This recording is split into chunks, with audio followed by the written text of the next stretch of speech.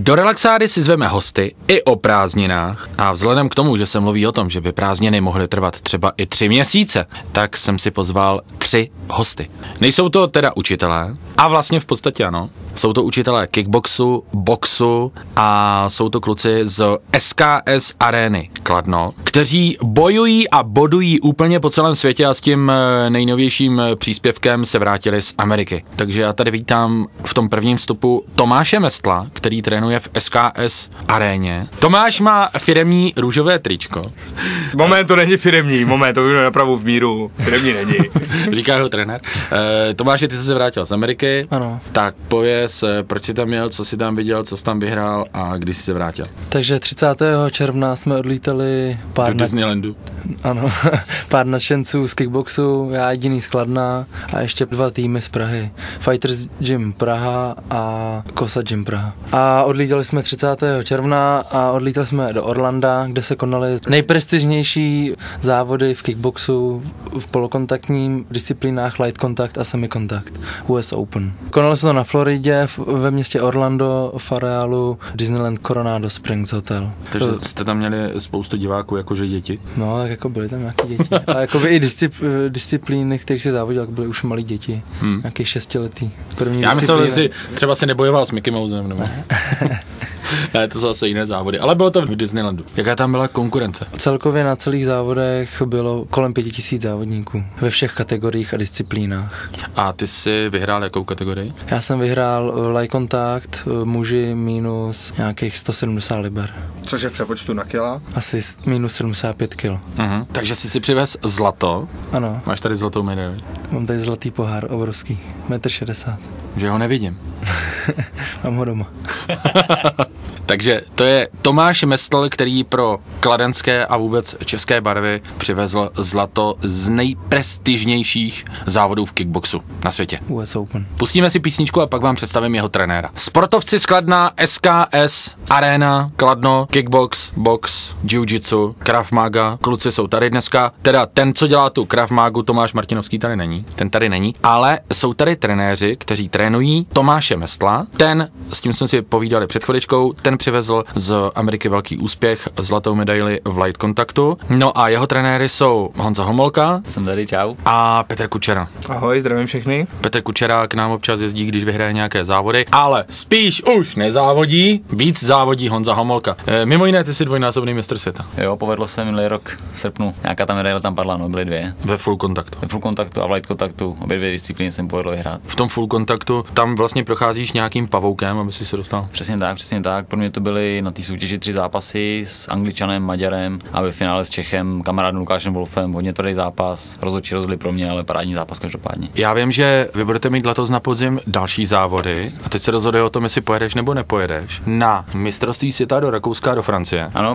mistrovství světa je rozdělené na 2 části, protože v kickboxu zápasí spousta lidí, čili podle disciplíny je to rozdělený, budou 2 akce. Vlastně nominací na obě mistrovství světa bude Czech Open, který proběhne v Praze v půlce září, kterého se účastní já i Tomáš a na základě našich úspěchů bychom měli být nominovaní na následující mistrovství světa v Rakousku a ve Francii. A já se dívám do toho Rakouska, že tady vidím teda v té rubrice 19. až 26. října tolik populární K1. Co to je K1 Rules? Ano, K1 Rules znamená zápasy podle pravidel K1, kterou vidíme v televizi. Je to víceméně kickbox s low kickem, což jsou kopy na stehna plus ještě krátké klinče a údery koleny, čili nejkomplexnější stand-up fight. A to má SKS Arena taky takové bojovníky? Máme jedno takového bojovníka, ostatní se na to chystají v dohledné době, protože je to odlišný styl, prostě potřeba se na to připravit, vlastně do dnešní doby jsme v tom nezápasili, takže makáme na tom, připravujeme se a uvidíme. Je to jakoby soubor několika bojových umění. Přesně tak, je to hodně komplexní styl, který je dle mého názoru jeden z nejnáročnějších a podle toho... Já bych jenom dodal, že to je jeden z nejtvrdších stylů vůbec, který ten kickbox obnáší. Říká Petr Kučera, se kterým si po několika písničkách budeme povídat. Našimi hosty, bojovníci z SKS Areny Kladno. Trenér a závodník Honza Homolka, dvojnásobný mistr světa v kickboxu, několikanásobný mistr republiky a mistr Evropy Petr Kučera a Tomáš Mestl, teď v současné době nejaktuálnější zlatý pohár, zlatá medaile. Dostal si diplom? Nedostal. Nedostal si diplom.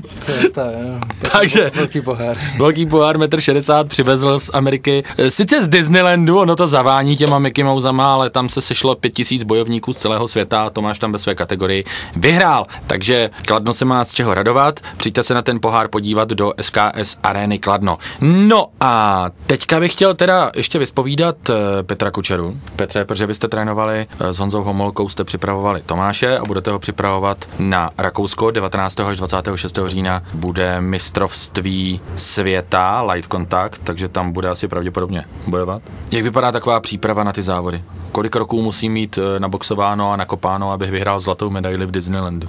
Tak zlatou medaili v Disneylandu, na to je potřeba hodně velká píle a hodně velká vytrvalost při tréninku, protože opravdu tam ta konkurence je veliká, jak už se říkal, ta soutěž je jedna z nejprestižnějších soutěží vůbec na světě.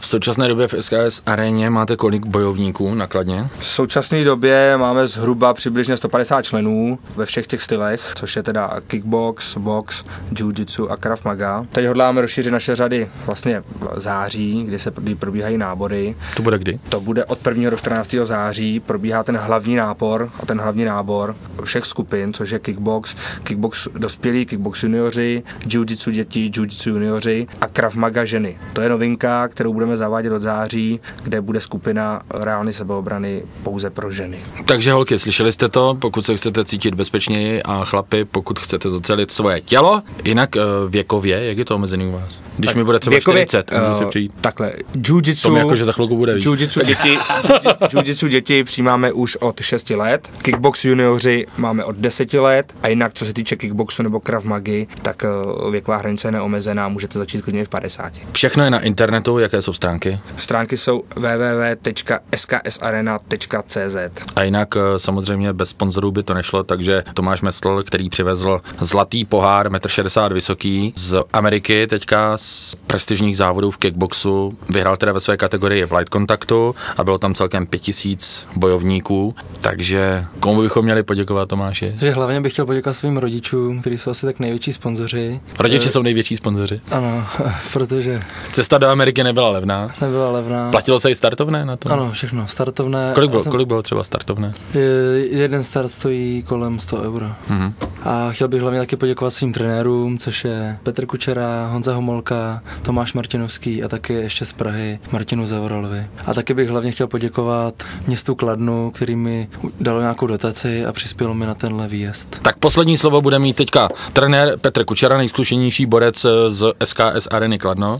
Já bych se jenom teda vrátil k té přípravě, protože jsme se bavili tak všeobecně, takže teď bych se vrátil k Honzovi a k Tomášovi. Oba dva to jsou zkušení závodníci. Oba dva jsou velice talentovaní, pečliví, opravdu poslouchají rady svých trenérů, jak mě nebo Tomáše. Samozřejmě pracují sami se sebou, jezdí na tréninky do Prahy, což znamená, že tomu věnují spoustu svého času a dávají tomu maximum. Díky tomu, že tomu dávají svý maximum, svůj čas, své finance, tak dokážou být tak dobří, jak jsou. A dokáží vozit z těchto světových turnajů prostě medaile. Takže už se těším, až přijdu na první trénink na podzim. Je nábor v září, SKS Arena Kladno a doufám, že mě, Petře, budeš trénovat. Dané, cokoliv.